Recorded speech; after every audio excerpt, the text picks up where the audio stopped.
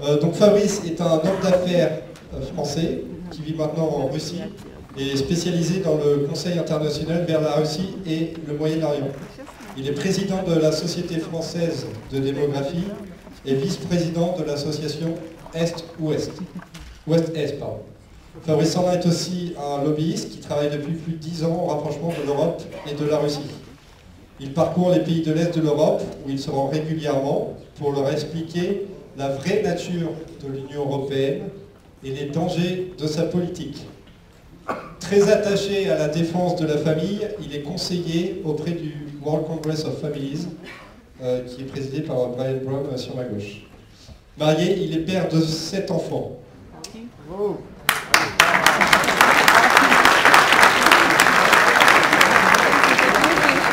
Donc il va aborder le thème des valeurs occidentales à l'épreuve du réveil des peuples. Merci à tous, merci d'être venus en nombre. Donc les valeurs occidentales à l'épreuve du réveil des peuples. Alors même que tout le monde s'accorde à dire que l'Occident traverse une crise identitaire et une crise morale sans précédent, jamais dans l'histoire contemporaine, les hommes politiques en place n'auront autant employé le mot valeur. Qu'elles soient républicaines ou occidentales, ces valeurs qui sont les deux faces d'une même pièce sont de tous les discours, répétées en boucle de façon quasi compulsive par l'élite intellectuelle et médiatique de l'Occident, sans oublier bien sûr le gratin du showbiz qui s'imagine comme toujours que leur avis sur la question compte beaucoup. Or, il apparaît une évidente distorsion dans l'emploi de ce terme qui n'est aujourd'hui que le contresens de sa véritable définition. Aussi, dans une première partie, nous nous attacherons à donner une définition à ce concept, ou plutôt à définir ce qu'il recouvre. Dans une deuxième partie, nous regarderons qui utilise cette notion et à quelle fin. Puis, dans une troisième partie, nous étudierons la situation en Europe et les raisons que nous avons d'espérer un retour aux vraies valeurs occidentales, celles qui ont fait rayonner notre culture et notre civilisation à travers le monde entier. Donc, quelle est la signification de ces nouvelles valeurs occidentales? Pour répondre à cette question, il est important de revenir sur les fondements des idéologies contemporaines, fruits de la philosophie des Lumières, et sur le bouleversement anthropologique qui suivit la Révolution de 1789. La Révolution française, mue par un antithéisme radical et une haine de l'ordre naturel chrétien, dont l'aboutissement sera le culte de l'être suprême et la grande terreur, a d'abord détruit l'Europe construite sur l'héritage helléno-chrétien. Cette Europe des monastères et des cathédrales, cette Europe de la verticalité, juste équilibre entre le pouvoir de Dieu et le pouvoir de l'homme, entre les rapports de l'homme au monde créé et entre les hommes eux-mêmes. La philosophie des Lumières s'est ensuite propagée dans l'Europe tout entière, et même au-delà, à la faveur des guerres napoléoniennes. Guerre que je n'hésite pas à qualifier de première guerre mondiale. Car pour la première fois, non seulement une guerre était menée à l'échelle de la planète, mais surtout dans le but d'étendre la suprématie d'une idéologie totale, le renversement des valeurs chrétiennes et des traditions. Viennent ensuite le fascisme et le communisme, deux grandes idéologies totalitaires du XXe siècle qui, espérant transfigurer le monde, n'ont abouti qu'à le défigurer. L'Europe, forte de son héritage, a réussi, au prix de dizaines de millions de vies humaines sacrifiées et de dégâts matériels et immatériels non quantifiables, à les vaincre. Cependant, un totalitarisme d'un autre ordre est aujourd'hui à l'œuvre dans tout l'Occident. Moins violent, certes, mais tout autant orienté vers la destruction de nos valeurs. Cette nouvelle idéologie totalitaire, qui se cache derrière le vocable des valeurs occidentales, puise ses sources dans le libéralisme moderne. On l'appelle le postmodernisme, qui s'apparente à un universalisme hors sol et dont les principales caractéristiques sont la haine des nations et des peuples, l'idolâtrie des minorités, la perte des repères sexuels et la promotion de la sexualité désincarnée, la destruction de la politique dans son sens noble, et enfin le rejet des traditions.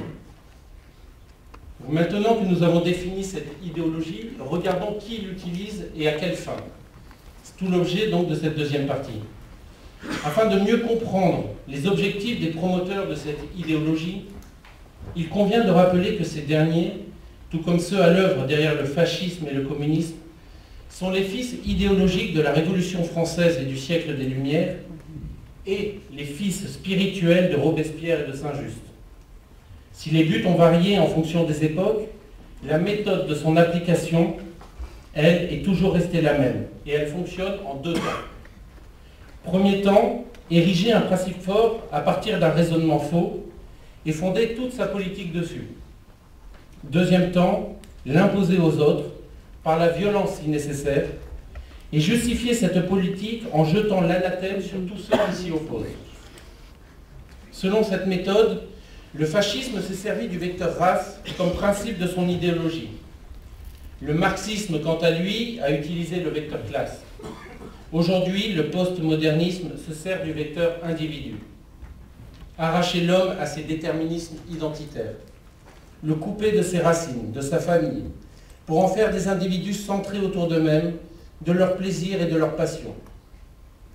Et c'est ainsi que les revendications des minorités sexuelles, gays, bi, trans et toutes les autres monosyllabes qu'on peut connaître, sont devenues un enjeu majeur, au centre des politiques nationales et internationales, alors même que ces derniers ne représentent qu'une infime partie de notre société. Toujours selon cette méthode, il est frappant de voir avec quel empressement les élites politiques de l'Occident utilisent ce terme de valeur pour défendre leurs choix en politique intérieure et justifier leur politique interventionniste extérieure. Il y a dorénavant ceux qui défendent et qui se soumettent à ces valeurs occidentales, et puis il y a les autres. D'un côté, les bons républicains, bons démocrates et bons citoyens, et de l'autre, les extrémistes, les obscurantistes et les déviants de la pire espèce. Les exemples de cette volonté d'imposer cette idéologie au reste du monde sont nombreux. Je n'en prendrai donc que quelques exemples.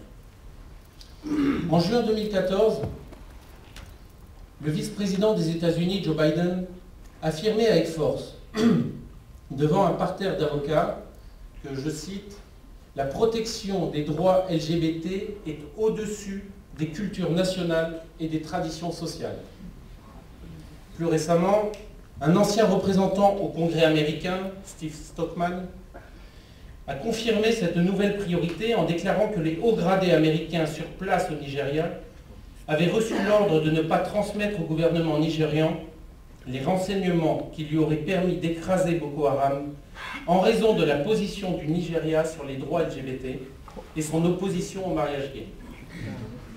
Ainsi, on comprend que pour cette élite mondialisée, la lutte pour le mariage gay est au-dessus de la lutte contre les terroristes. Les promoteurs de cette idéologie n'hésitent pas à utiliser comme instrument de propagation les organisations supra-étatiques que sont l'Union européenne, l'OTAN ou encore l'ONU. L'Union européenne assujettit systématiquement le droit des homosexuels aux conditions demandées pour entrer en son sein. Plusieurs exemples. Les Croates en 2002, année où leur fut imposée l'organisation de la première Gay Pride de leur histoire, afin de pouvoir présenter leur demande d'adhésion à l'Union européenne l'année suivante. La Serbie, plus récemment, où l'une des premières exigences imposées par l'Union européenne pour entamer les pourparlers d'entrée dans l'Union européenne concernait le droit des homosexuels. Enfin, dans une Ukraine déchirée par la guerre, la première demande de l'Union européenne après le départ du président Viktor Yanukovych a été de rappeler aux autorités ukrainiennes leur obligation d'adopter une législation anti-discrimination en raison de l'orientation sexuelle. Et il en va de même pour l'ONU, qui impose comme première condition à l'obtention d'une aide financière aux pays africains la satisfaction des revendications homosexuelles. Donc, regardons maintenant quelle est la situation en Europe et quelles sont les raisons d'espérer. Comme nous l'avons vu, la propagation du postmodernisme, véritable fauné du libéralisme qui se cache derrière la notion de valeur occidentale, est aujourd'hui globale. Cette idéologie a connu son heure de gloire après la révolution de mai 1968, qui a précipité l'inversion complète de nos valeurs et le triomphe du matérialisme et du nihilisme. Cependant, et contre toute attente, ce libéralisme occidental connaît une crise profonde. L'Europe, qui autrefois parlait d'une voix monocorde sur le sujet, est aujourd'hui profondément divisée. Il apparaît une cassure de plus en plus nette en son sein. Il y a dorénavant ceux qui défendent ardemment ces nouvelles contre-valeurs et ceux qui s'y opposent, leur préférant les vraies valeurs occidentales, celles du conservatisme et des valeurs traditionnelles chrétiennes. Cette ligne de fracture passe entre ceux qui prônent une mondialisation forcée et une laïcité dure. J'entends par là un laïcisme qui élève la laïcité au rang de religion, et ceux qui ont remis le patriotisme et les traditions chrétiennes au centre de leur politique. Dans le premier cas, on y trouve les apparatchiks de Bruxelles, l'immense majorité de l'hyperclasse dominante d'Europe de l'Ouest, et bien sûr, les bobos journalistes mainstream, pour qui, rappelons-le, la sculpture Le vagin de la reine d'Anish Kapoor a la même valeur artistique que le tableau sur l'infante de Velázquez. Au contraire, on trouve dans la deuxième catégorie la plupart des peuples européens en dissidence de plus en plus nette par rapport à leur élite politique, mais aussi des nations comme la Russie, qui, renouant avec le patriotisme et leur identité, ont aussi retrouvé leurs racines chrétiennes. Poussé par son obsession d'universalisme et de globalisme, deux tendances propres aux partisans des idéologies totalitaires, la première catégorie est entrée en guerre contre la deuxième. Et en digne successeur de leur aîné révolutionnaire, tous les moyens sont bons, sans aucune limite, ni dans la violence, ni dans la terreur, pour faire avancer leur idéologie. C'est ainsi que les peuples qui aspirent à un retour aux racines sont systématiquement la cible de cette élite mondialisée. La Russie, qui défend un retour aux racines traditionnelles chrétiennes, en fait les frais quotidiennement. Alors que cette dernière vote des lois pour favoriser les naissances, pour protéger les jeunes de la pornographie et de la drogue, et pour défendre la famille traditionnelle autour d'un père et d'une mère, la coalition des élites mondialisées, médias, showbiz, politiques, crache sur elle toute sa haine, n'hésitant pas à insulter son peuple et à comparer ses représentants politiques aux pires dictateurs que l'Europe ait connus. Toujours de la même veine, mais dans un autre registre, lorsque Bachar el-Assad a stoppé net la progression de ces mêmes valeurs au Moyen-Orient, notre très éclairé ex-chef de la diplomatie, Laurent Fabius, perdant tout sang-froid, a déclaré dans un langage diplomatique qu'on pourrait qualifier de châtié qu'il ne mériterait pas d'être sur Terre. Cependant, on ne balaye pas, même à grand renfort de matraquage médiatique, 2000 ans d'histoire et de tradition. On n'efface pas d'un trait de plume l'héritage multimillénaire de la structure romaine de l'État, de la culture hellénique et de la loi chrétienne. Le temps long reprend ses droits. Sous l'impulsion de la Russie notamment, les sans-dents de tous les pays européens, toujours ancrés dans le réel et attachés à leur tradition ancestrale, rentrent en dissidence. Le mur des néo-valeurs occidentales se fissure de toutes parts. Saisissons l'opportunité historique qui se présente et terminons le travail. Je vous remercie.